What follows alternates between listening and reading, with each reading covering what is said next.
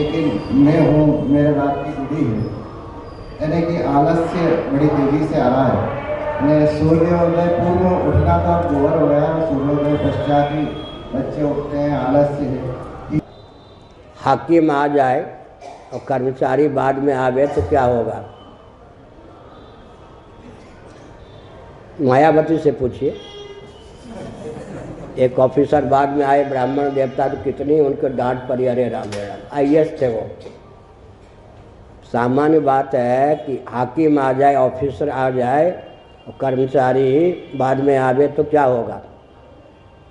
हाकिम सूर्यदेव उदित हो गए और हम लोग कर्मचारी पदाधिकारी बाद में जगह हैं, तो हाकिम क्या करेंगे? हुक्मनामा जाहिर करेंगे। इसलिए 9 बजे सोइए, प्रयास ये कीजिए, आखिर 24 घंटे आपके पास है ना। 9 बजे सोइए, 10 बजे सोइए, प्रयास ये कीजिए कि सूर्योदय से कम 1 घंटा पहले नींद टूट जाए, क्योंकि प्रज्ञा शक्ति, प्राण शक्ति को उस समय बल मिलता है। समझ गए? सूर्य की किरण आने पर रजोगुण छा जाता है, सूर्यास्त होने पर स्वाभाविक रूप से तमोगुण छा जाता है।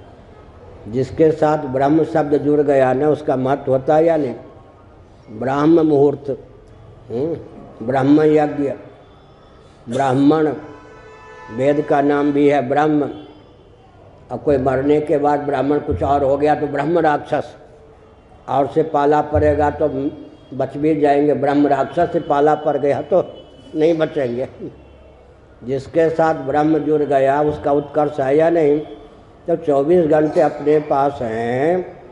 अगर नाइट ड्यूटी है तो लाचारी है जीविका के लिए, वो अलग बात है, वो अलग बात है। लेकिन अगर आपके अधीन है 24 घंटे तो प्रयास कीजिए 10 बजे सो जाएं।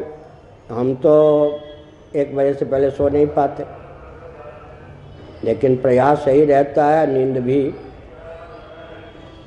सूर्योदय से कम 1 घंटे पहले तो जग ही जाते हैं। फिर भी हमारे पास जिम्मेवारी इतनी होती, लिखना पढ़ना ये सब, तो 1 बजे से पहले सो नहीं पाते। कभी 1:30, नहीं तो कभी 12:30, 12:30 से पहले तो सो ही नहीं पाते। एक तो अपने जीवन को ब्राह्म मुहूर्त में उठने का प्रयास कीजिए।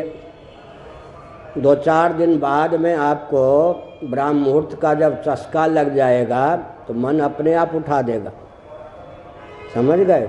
ब्राह्म मुहूर्त का चस्का लग जाए ना, उस समय जो बुद्धि काम करती है वो बाद में नहीं करती। एक तो ये कीजिए। दूसरी बात यह है कि 5 बार भजन का बल व्रत लीजिए। 1.25 घंटे कम से कम भजन में 24 घंटे में लगाइए ही। तीसरी बात है कि घर का मालिक समझकर मत काम कीजिए, भगवान को मालिक समझिए, अपने को घर का मालिक मत समझिए, मैनेजर समझकर उनकी ओर से काम कीजिए। शरीर हल्का रहेगा, मन हल्का रहेगा। ठीक? और